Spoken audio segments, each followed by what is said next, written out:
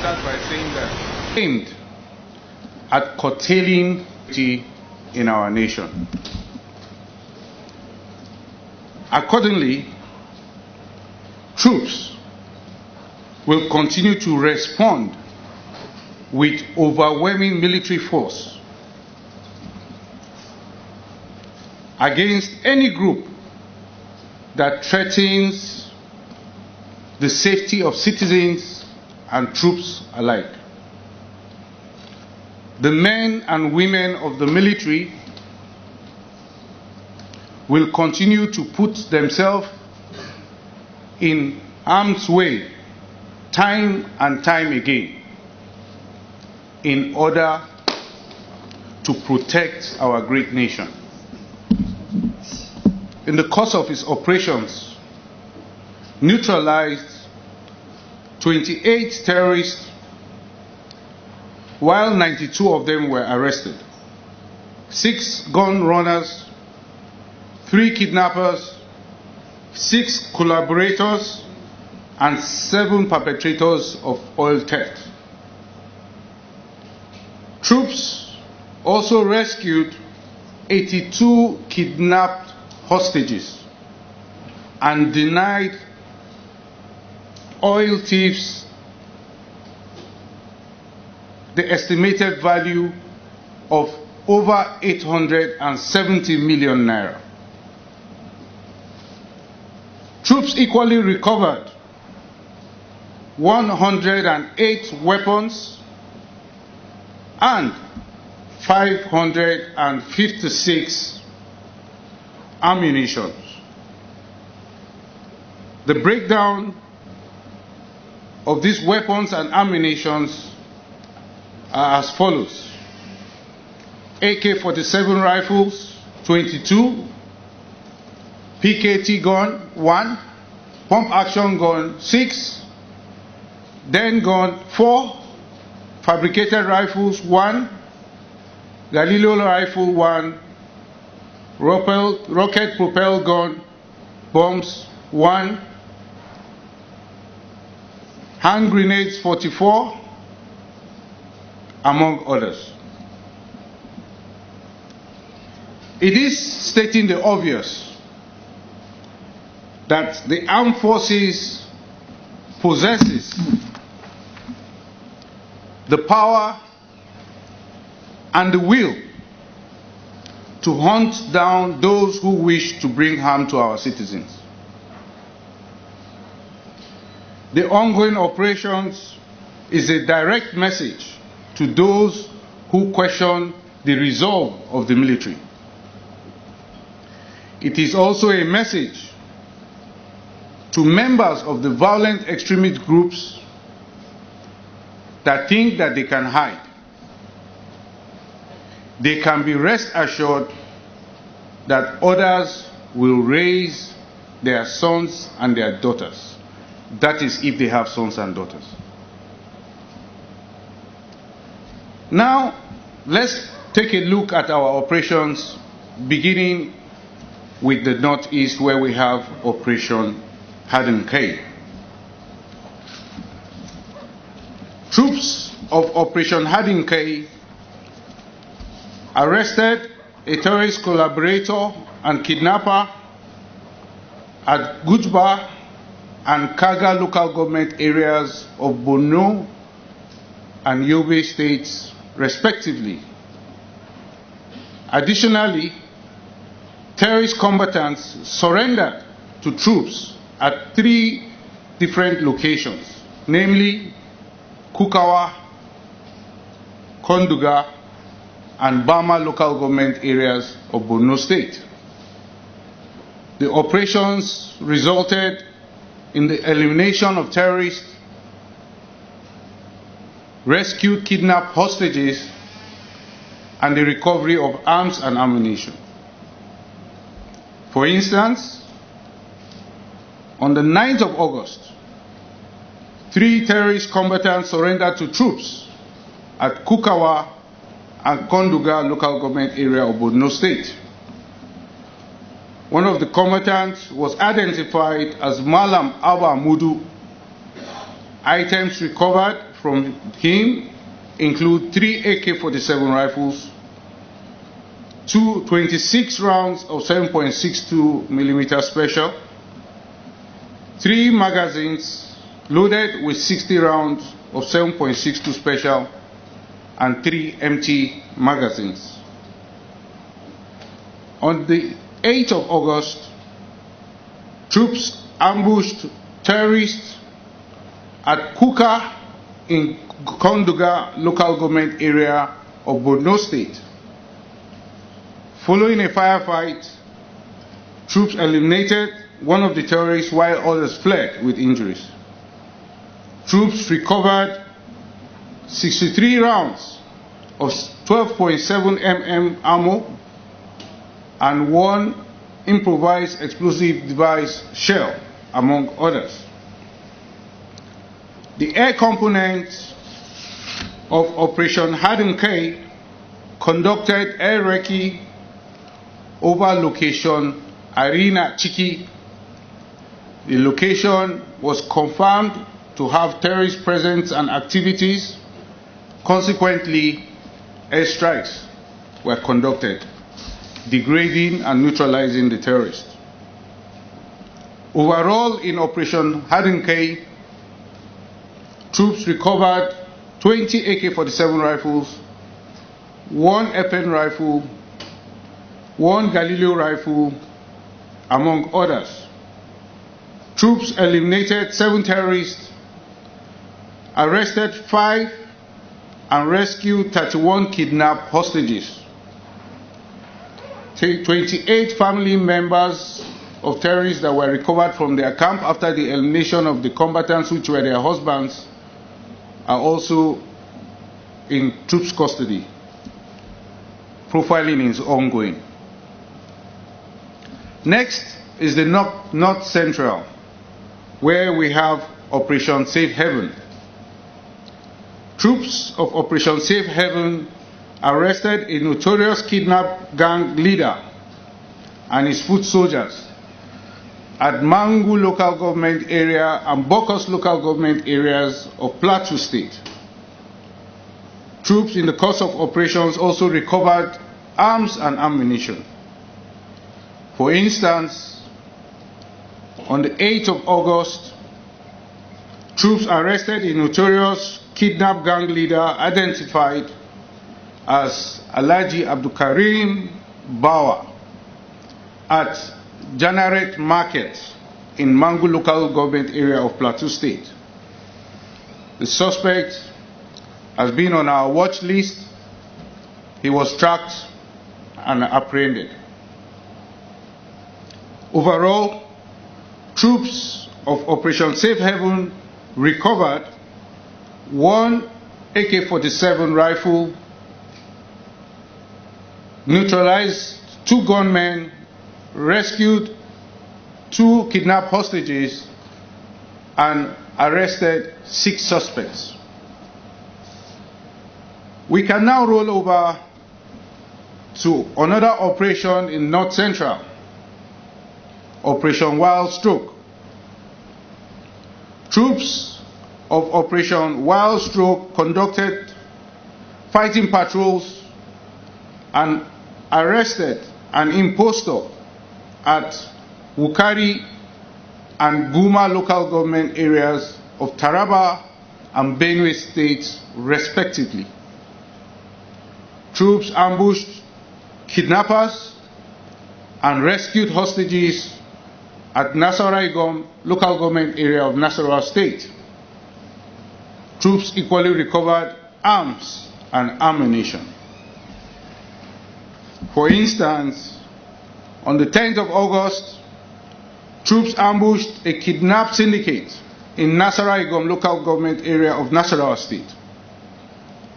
Following a firefight, the gunmen fled with injuries, and troops recovered 4 AK-47 rifles, 7 AK-47 rifle magazines, 199 rounds of 7.62 mm special, among others.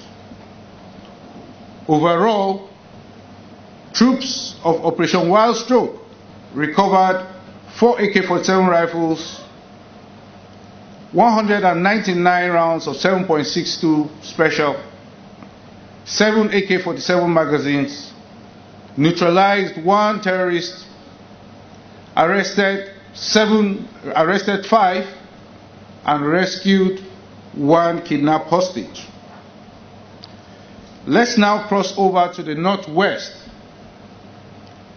where we have Operation Hadarin Daji.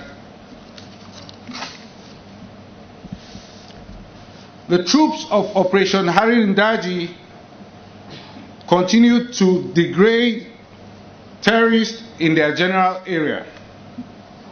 Troops eliminated terrorists, recovered arms and ammunition at Isa and Bukuyum local government area of Sokoto State, as well as Tangaza local government area of Zamfara State. Troops also arrested terrorist collaborators at Shinkafi local government area of Sokoto State. The operations resulted in the rescue of kidnapped hostages at Sabon Birni and Dan Musa local government areas of Sokoto and Katsina State, respectively. For instance, on the 7th of August, troops acted on information that terrorists were moving from Sokoto with some abductees.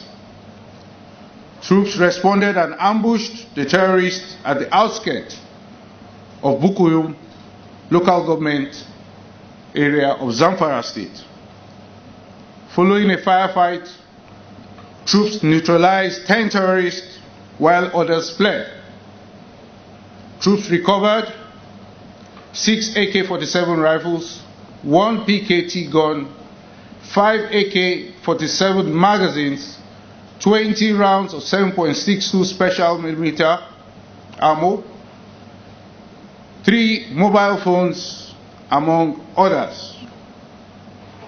In a separate occurrence, on the 11th of August, following intelligence of terrorists escaping with 6 kidnapped victims along road Maidabino, Nasarawa in Dan Musa local government area of Katsina State, troops mobilized to the location and made contact with the terrorists. Following a firefight, the terrorists fled while troops rescued 6 kidnapped hostages. The air component of Operation Hadarin Daji conducted air recce around Rabe Horo enclave. Now this enclave is home to a notorious terrorist who was involved and indeed perpetrated the abduction of passengers along road Jibia Batsari on the 26th of July. Confirming terrorist activity and presence, airstrikes were conducted, neutralizing and degrading everyone present. Overall, troops of Operation Hadarin Daji recovered 7 AK-47 rifles, 1 PKT gun, 18 rounds of 7.62 special, among others. Troops neutralized 13 terrorists, 7 were arrested, 2 informants, 2 collaborators, and then 16 kidnapped hostages were rescued. A look now at another operation in the Northwest, Operation Wild Punch. Troops of Operation Wild Punch, in the fight against terrorists, rescued kidnapped hostages at Igabi local government area of Kaduna State. Troops also arrested suspected terrorists and recovered arms and ammunition at Zangu Kataf local government area of Kaduna State. Sadly, it is no more news that we sustained casualties on the 14th of August in two separate but related operations or occurrences. It is on this note that on behalf of the Chief of Defense Staff, I express our heartfelt condolences to the families, friends, and the colleagues of the men that were killed in action.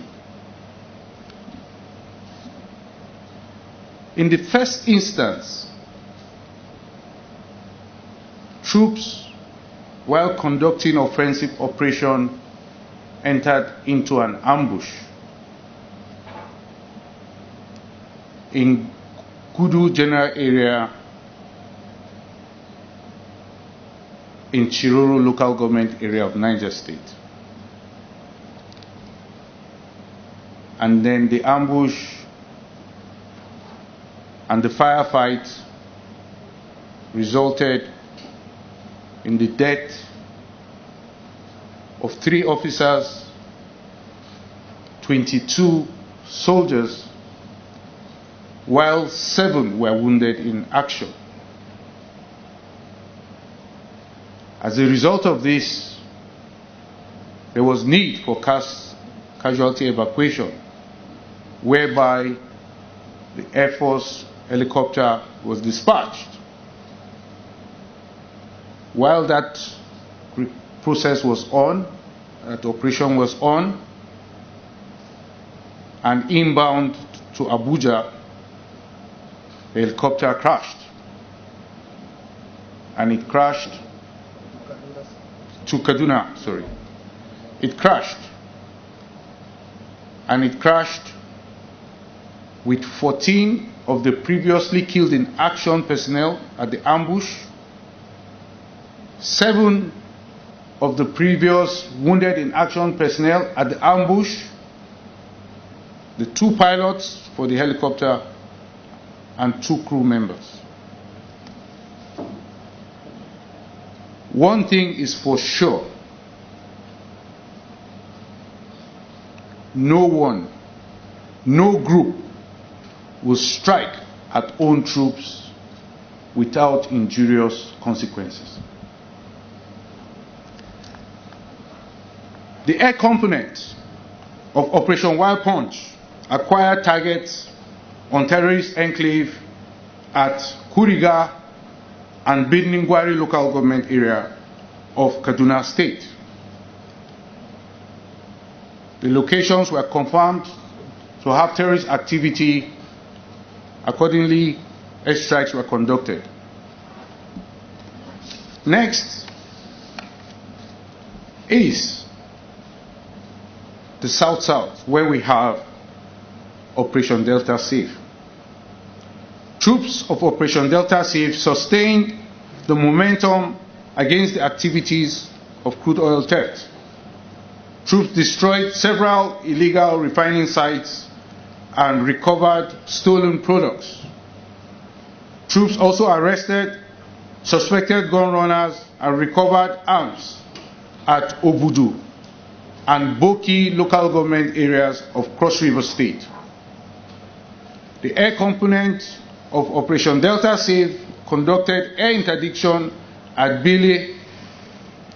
Overhead the location, 3 boats were sighted tapping crude from a pipeline at southeast of Bile.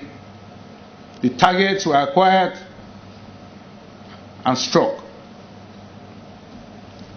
Overall, troops of Operation Delta Safe destroyed 36 dugout pits, 62 boats, 73 storage tanks, and 75 cooking ovens, among others.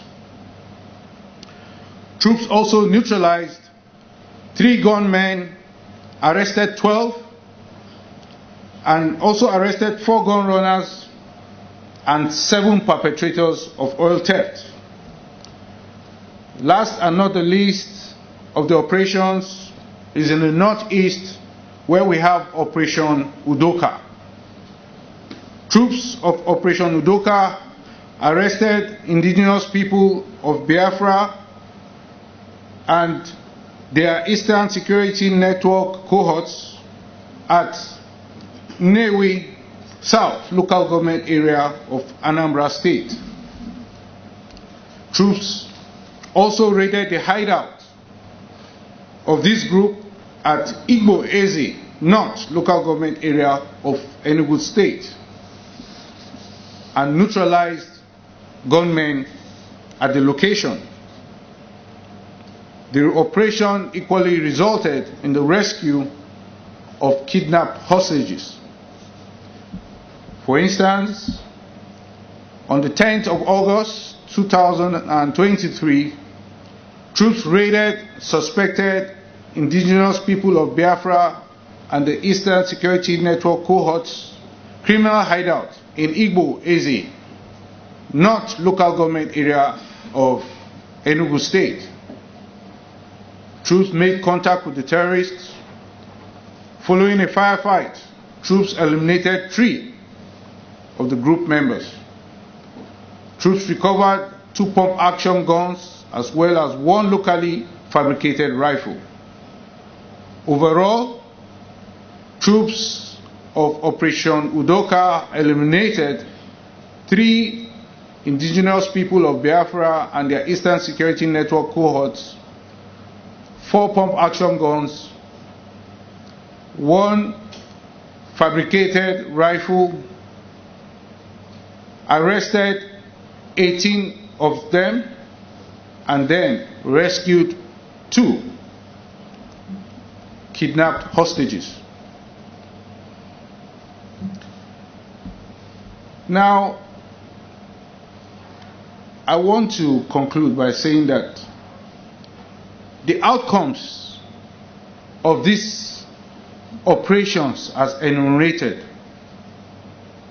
speaks to the professionalism of men and women of the armed forces.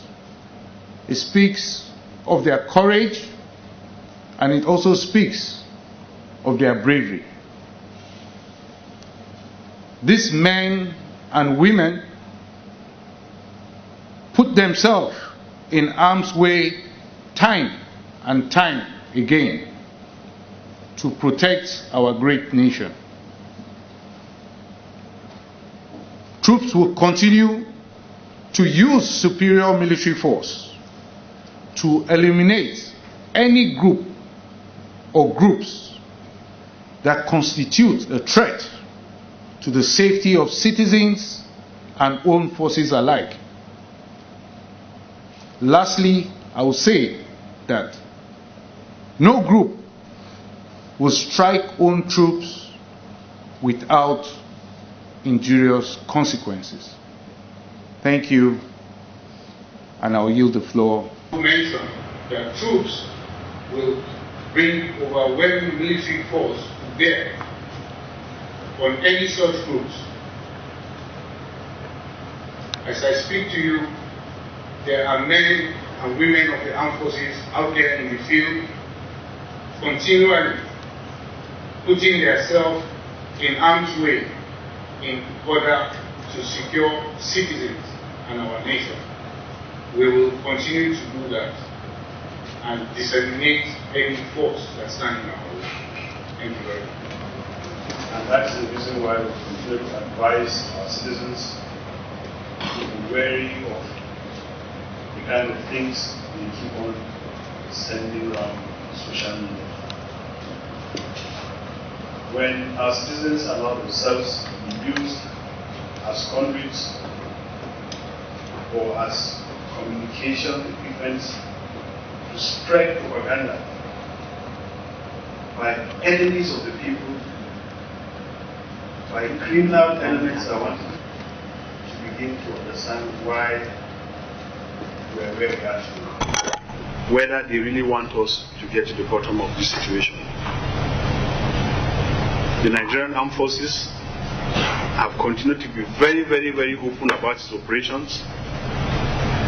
And accidents in military operations are nothing for any military organization to be ashamed of. We're fighting an insurgency, and if anybody thinks insurgency is something that is tackled in such an easy way, then you should go back to the history books and find out how other nations have been facing the same problem. What we see in other countries is the citizens of those countries rallying around their armed forces and supporting them. But when we come back home, it's so unfortunate what we see some of our citizens do. It's as if there is a kind of joy that we derive when the armed forces have this kind of mishaps. What do we get from that? Are we going to be happy for these terrorists to come and, override our communities, take over our communities? Is that what we want? Where is the joy? The last time we invited journalists to the chief's conference room when the Niger State governor came, a journalist went and published that the chief of air staff said it was weather that caused the crash. And there was nowhere in that statement that the chief of air staff said that kind of thing. So what is the intent there? Should we begin to suspect that some members of our press are working with these journalists or what? Or rather, with the terrorists? That is totally unfair, and these are not the kind of things we expect from our partners like members of the press and then even our citizens. This is the time for our country to come together. Let's put hands together. Let's see how we can get information from members of our armed forces and see how we can rid these criminals out of our communities. A criminal is using the name of a religion to kill our soldiers, to kill innocent Nigerians, to rape our women, to send our people into IDPs, and we still want to be sending their videos up and down. What are we doing? It's time for us to sit back and rethink some of the things we're doing, because it's not helping us as a nation. Thank you.